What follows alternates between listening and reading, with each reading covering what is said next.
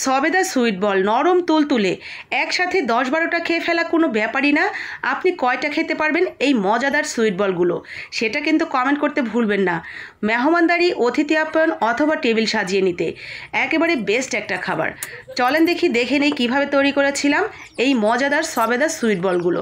প্রথমে আমি এখানে 1 কাপ পরিমাণ লিকুইড গরুর দুধ দিয়ে দিয়েছি, স্বাদ মতো চিনি, তার সাথে দিয়ে দিলাম স্বাদ মতো একটু লবণ, আর এখন দিয়ে দিচ্ছি কর্নফ্লাওয়ার অথবা কর্নস্টার্চ যেটাই থাকুক সেটা দিয়েই তৈরি করতে পারবেন। তবে আটা ময়দা কোনোভাবেই দিতে যাবেন না, খেতে গেলে কিন্তু আটা আটা লাগবে। তারপরে দিয়ে দিচ্ছি একটু ঘি যদি হাতের কাছে না থাকে ঘির পরিবর্তে এখানে এলাচের দানা ব্যবহার করতে পারেন গুঁড়ো করে, অথবা আস্ত এলাচ দিয়ে পরবর্তীতে উঠিয়ে ফেলে দিবেন, তাতেও হয়ে যাবে। তো একটু ঘি দিয়ে দিয়েছি, ও হ্যাঁ, ঘির পরিবর্তে বাটারও ব্যবহার করা যাবে যদি হাতের কাছে থাকে। ভালো করে সমস্ত উপকরণ দিয়ে চুলাটা অন করার আগেই হ্যান্ড উইক্স দিয়ে ভালো করে মিশিয়ে নিব। তারপরে চুলাটা অন করে দিয়ে অনবরত নাড়তে থাকবো। ঠিক এরকম ঘনত্ব যখন হয়ে যাবে তখন আমরা হ্যান্ড উইক্সটা রেখে একটা চামচ নিয়ে নিব, তারপরে অনবরত এভাবে নাড়তে থাকবো। আর একটু যখন ঘনত্ব হয়ে আসবে তখন এখানে 2 চামচের মতো চালের গুঁড়া ব্যবহার করব।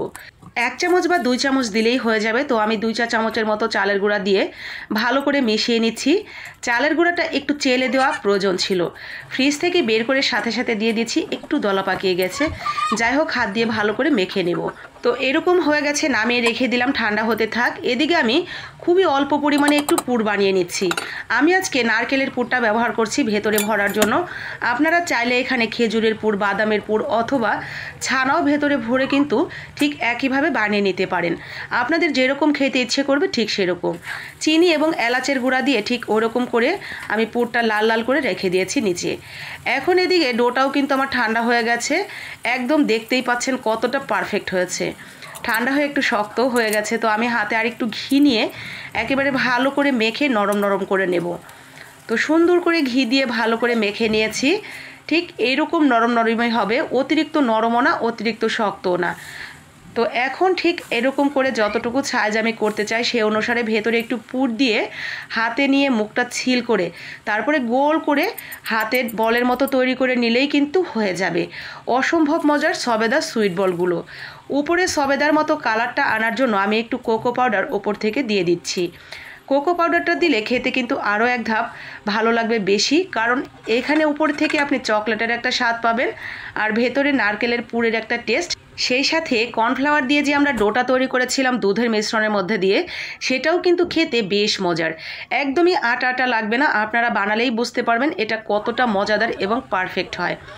মেহমান অতিথি আপ্যায়নে এই খাবারটা রাখতে পারেন, মেহমানের সামনে দেওয়া মাত্রই কিন্তু তারা ভীষণ খুশি হয়ে যাবে।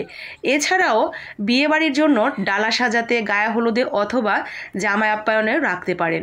ভীষণ মজার এই সবেদা সুইট বলগুলো দেখতে যেমন চমৎকার, নজর কাড়া, সেই সাথে অত্যন্ত সুস্বাদু একটা খাবার। ভালো লাগলে অবশ্যই বানিয়ে নেবেন, আর যদি ভালো লেগে যায় তাহলে লাইক কমেন্ট শেয়ার করে দিবেন বাকি আপু ভাইয়াদের জন্য। আজকের মতো এখানেই। আসসালামু আলাইকুম, আল্লাহ হাফেজ।